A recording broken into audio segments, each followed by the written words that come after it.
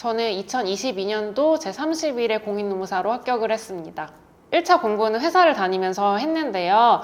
노동법 같은 경우에는 시간을 생각보다 많이 쓰진 않았어요. 에센스라고 그 전시춘 박사님께서 쓰신 책이 있는데 제가 출퇴근할 때 지하철을 타는 시간이 23분이었는데요. 23분 동안 서서 이제 책을 들고 그 OX 문제를 계속 풀면서 그냥 출퇴근을 해서 그냥 그 출퇴근 시간 활용해서 한 2달 정도 노동법 공부를 했던 것 같고요. 이제 시험 직전에는 물론 앉아서 공부했지만 그전에는 그냥 서서 공부를 해도 될 정도의 수준이라고 저는 생각을 했고요. 경영학 같은 경우에는 저는 경영학을 전공했기 때문에 다른 분들보다는 어려운 과목은 아니었어요. 최근 3년치 경영학 문제집을 풀어봤을 때 점수가 60점 이상이 나온다면은 그냥 기출문제만 조금 풀어봐도 된다고 생각을 하고요. 40점에서 50점 사이가 나온다면은 좀 이론이 있는 문제를 같이 해서 공부하다 쉬는 시간에 한 30분에서 1시간씩만 한 달 정도만 투여를 해도 금방 실력이 좋아지실 겁니다. 그 다음에 민법 같은 경우에는 법학과를 나오신 분들은 좀 잘하실 수 있을 것 같은데 저는 경영학 쪽을 공부를 해서 민법이 굉장히 어려웠어요. 그래서 처음 공부하시는 분이라면은 민법 강의, 기본 강의가 한 3개월짜리 강의가 있는데 그 강의를 꼭 들으시는 걸 추천을 드리고요. 공부를 하시면서 기출 문제를 보통 같이 이제 주시는데 챕터에 대한 기출 문제를 배운 당일에 꼭 같이 풀어보시길 바랍니다. 그 다음 사회보험법 같은 경우에는 저는 인사 담당자니까 사회보험 체계를 어느 정도는 이해하고 있는데요. 사회보험을 다룰 일이 없는 분이라면은 사회보험 체계 자체를 이해하는 것이 조금 필요해요. 한 달에서 2달짜리 기본 강의가 있는데 그 강의를 전체적으로 한번 들어보시면 좋을 것 같고요. 그때는 암기보다는 그냥 이런 사회보험 체계를 이해하는 용도로 활용을 하시고요.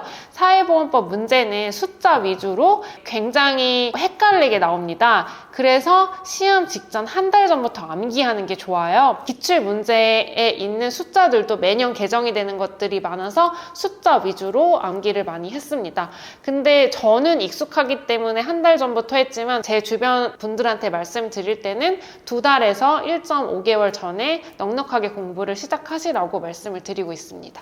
시험을 볼 때 잘 보는 것부터 보는 게 좋을지 내가 못하는 걸 먼저 보는 게 좋을지는 개인마다 좀 다른 것 같아요. 그래서 그런 것들을 미리 정해서 내가 사보가 되게 약한데 사보를 지금 막 외웠어요. 공부를 시간이 좀 짧았어요. 그러면 사보 먼저 다 푼다든지 꼭 앞에서부터 시험을 풀 필요는 없다. 그렇게 몇 번 기출문제를 통해서 연습을 해보시면 좋다는 거. 한 3개년치에서 70점에서 80점 정도 나온다면 문제없이 1차는 합격할 수 있기 때문에 다만 올해부터 1차 유형이 바뀌거든요. 문제 수가 많아지기 때문에 전년도보다는 조금 더 유의해서 공부하시면 좋을 것 같습니다. 노무사에 합격하기 위해서는 2차를 한 번이라도 경험해 본 자와 경험해 보지 못한 자가 다르다고 저는 생각을 해요.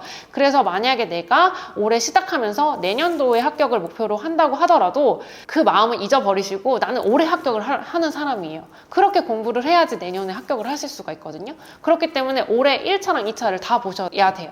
그리고 2차를 보셔서 완벽하지 못하지만 내가 쓴 답안에 대해서 채점을 받아보시고 이 정도 쓰면 이 점수를 다 맞는구나. 그래서 내가 어떻게 해야지 60점을 맞을 수 있는지를 먼저 경험해 보시는 게 굉장히 중요하다고 생각을 해요. 저는 공부하는 방법을 몰라서 떨어진 것 같다고 생각을 했고요. 저랑 친한 동기한테도 얘기를 했는데 내가 공부하는 방법만 알면은 동차에도 붙을 수 있을 것 같아 라는 얘기를 했었거든요. 2차에서 중요한 거는 너무 많이 가져가려고 하지 않는다는 거예요. 나오는 것들이 정해져 있고 우리가 한 문제당 쓸 수 있는 페이지도 정해져 있어요. 왜냐면 시간이 제한적이기 때문이에요.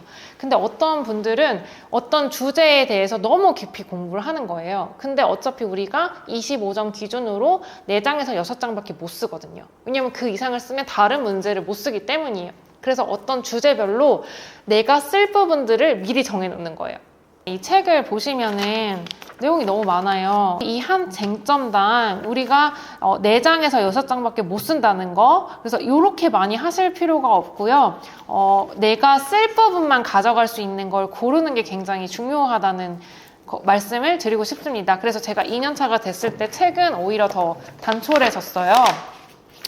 이렇게 보시면 정말 쓸 부분들에 대해서만 이제 표시를 했는데 이게 더 공부를 사실 더 많이 한 거거든요. 그래서 많이 쓰는 게 중요한 게 아니라 내가 어느 정도를 가져갈 수 있는지를 결정을 해서 25점에 맞게 쓰는 연습을 미리 하시길 바랍니다. 일단 책을 올려놓고 오늘 배웠던 게 뭔지 생각해 보세요. 목차를요.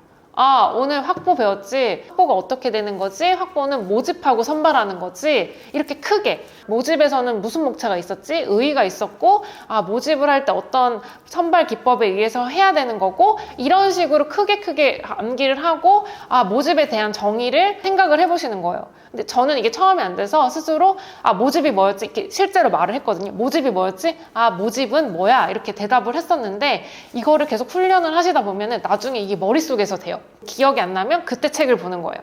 그런 식으로 공부를 하면 지루하지가 않은데 책을 그냥 계속 읽다 보면은 다 아는 얘기 같고 암기도 안 되고 현출도 안 되시거든요. 이 차는 현출이 가장 중요하다는 거, 그래서 똑같이 외우지 않아도 된다는 거, 그 부분을 조금 중요시하면서 계속 목차를 외우고 그 목차에서 세분해 나가면서 좀 공부를 하셨으면 좋겠습니다. 이 책은 노동법 1타 2 강사의 과목인데요. 이건 제가 첫 해에 공부했던 김기범 노무사님의 책이고, 이거는 이수진 노무사님의 책이고, 제가 최종적으로 단거나 해서 2차 시험 당일에 마지막까지 봤던 책입니다. 책 같은 경우에는 저는 항상 만들면은 옆에 이렇게 태그를 해서 전체적으로 내가 어디를 보고 있는지를 알 수 있도록 여기 기재를 해놔요. 목차가 중요하다고 했는데 내가 지금 보고 있는 부분이 어느 위치에 있고 앞뒤로 어떤 쟁점들이 있는지를 미리 그려져 있어야지 나중에 공부하시는데도 도움이 많이 되십니다.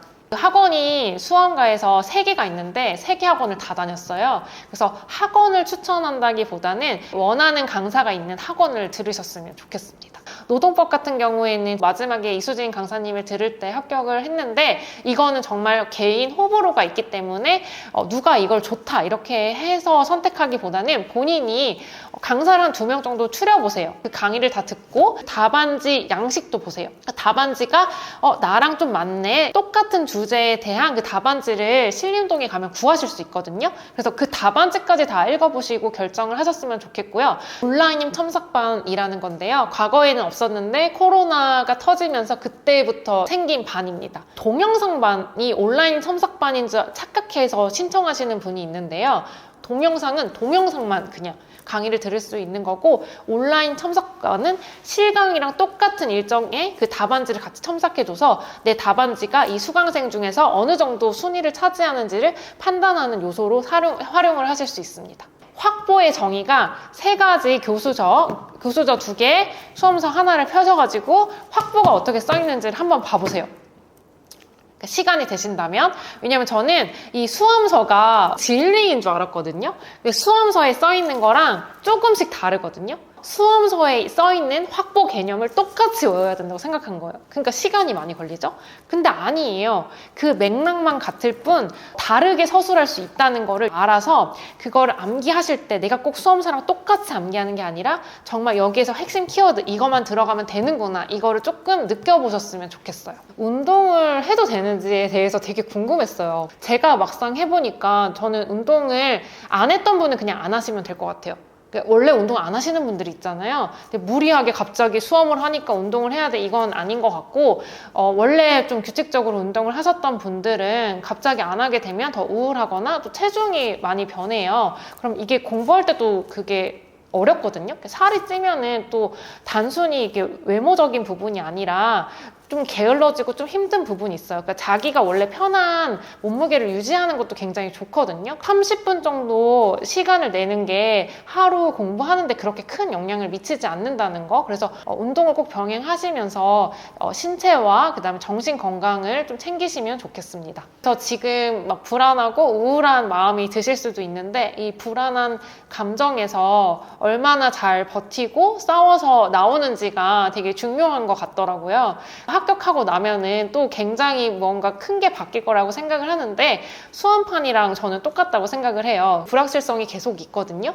노무사가 돼도 또 수습을 해야 돼서 수습 노무법인을 구해야 되고, 개업을 할 때도 불안한 그런 감정들이 있는데요. 수험이라는 기간을 통해서 이 불안한 감정을 이겨내는 법을 배우셨다면 수습도 그 다음에 법인을 차리는 것도 쉽게 하실 수 있으니까요. 지금 이 불안한 감정을 싸우는 법을 내가 배우고 있다라고 생각을 하시면서 수험 기간을 잘 이겨내시면 좋겠습니다.